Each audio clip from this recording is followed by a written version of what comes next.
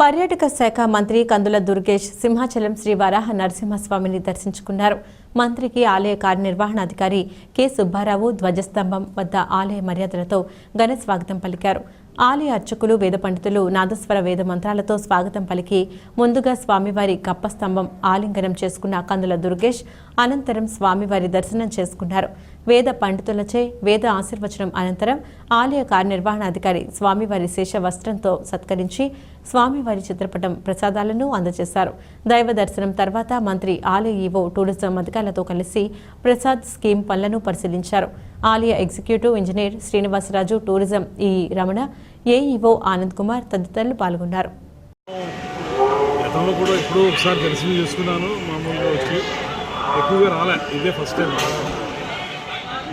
ఏదైనా ఇవాళ blue flag beach విషయంలో బ్లూ ఫ్లాగ్ని మళ్ళీ పునరుద్ధరించాం కాబట్టి దానికోసం వచ్చి ఇక ప్రసాద్ స్కీమ్లో, ఇది సెంట్రల్ గవర్నమెంట్ స్పాన్సర్ ప్రసాద్ స్కీమ్లో మనకి ఎంతేమో ఫెసిలిటేషన్ సెంటర్ ఒకటి, ఆ తర్వాత అక్కడ బస్ కాంప్లెక్స్ దగ్గర బస్సులు కార్లు ఆగే చోట వాళ్ళ కెఫ్టేరియా, తర్వాత రూమ్స్ అది నిర్మాణం ఒకటి, ఈ పైకి వచ్చిన తర్వాత వ్యూ పాయింట్ ఒకటి, అదేవిధంగా ఇక్కడ చూస్తే క్యూ కాంప్లెక్స్, తర్వాత అవన్నీ కరెక్ట్ చేసుకోవడం, క్యూ లైన్లు వెళ్ళేదాంతో కరెక్ట్ చేసుకోవడం, ఇవన్నీ కార్యక్రమాలు ఇక్కడ చేపడుతున్నారు.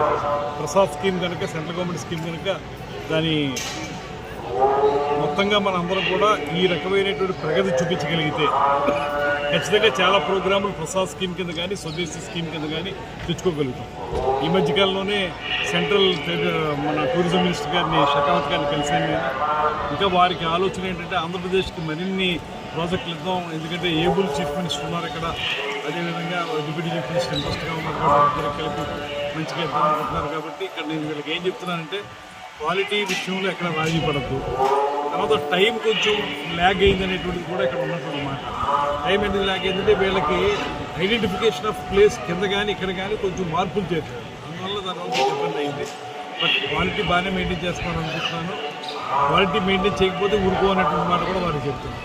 అదే సమయంలో ఇక స్టిపులేటెడ్ టైంలో కూడా మార్చి నెలాఖరికి చేసేస్తామని చెప్పి షెకావత్ గారికి మొన్న వీసీ మీటింగ్లో కూడా చెప్పాం, కానీ మార్చి నెలాఖరికి అయ్యే పరిస్థితి లేదు. కనీసం మే కన్నా ఇవన్నీ కంప్లీట్ చేసేసి భక్తులకి ఉపయోగపడేలాగా ఏప్రిల్ 30ని మనకి చందనోత్సవం ఉంది, ఆ చందనోత్సవానికి రెడీ చేసేలాగా ఉంటే కనీసం ఈ క్యూ కాంప్లెక్స్ మనం చేయగలిగితే కొంచెం ప్రెషర్ తగ్గించగలుగుతాం. బాత్రూమ్లు అవి తయారు చేసేస్తే భక్తులకు ఇబ్బంది లేకుండా ఉంటుంది కనుక దాన్ని రెడీ చేసేసి టాయిలెట్స్ రెడీ చేసేస్తే మనకు బాగుంటుంది. ప్రతిపై ఫినిషింగ్స్ అవి తర్వాత చేసుకున్న పర్లేదు, కానీ రేపు చంద్రోత్సవానికి ఉపయోగపడే విధంగా దీన్ని తయారు చేయాలనేటువంటి వాటి కూడా కేటాయించారు.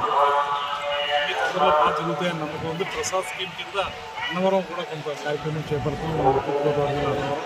అదేవిధంగా రాబోయే రోజుల్లో ఇంకా చాలా కార్యక్రమాలు చేయడానికి ప్రభుత్వం సిద్ధంగా ఉంది.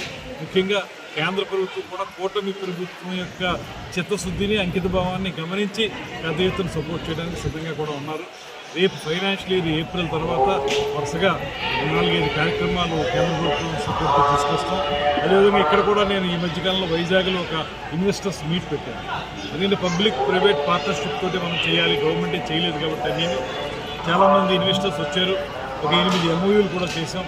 అదేవిధంగా రాబోయే రోజుల్లో మరిన్ని చోట్ల బ్లూ ఫ్లాగ్ని కూడా తీసుకురావడానికి ప్రయత్నం చేస్తాను. మొత్తంగా పర్యాటక రంగాన్ని అభివృద్ధి చేయాలని చిత్తశుద్ధితోటి ప్రభుత్వం ఉంది.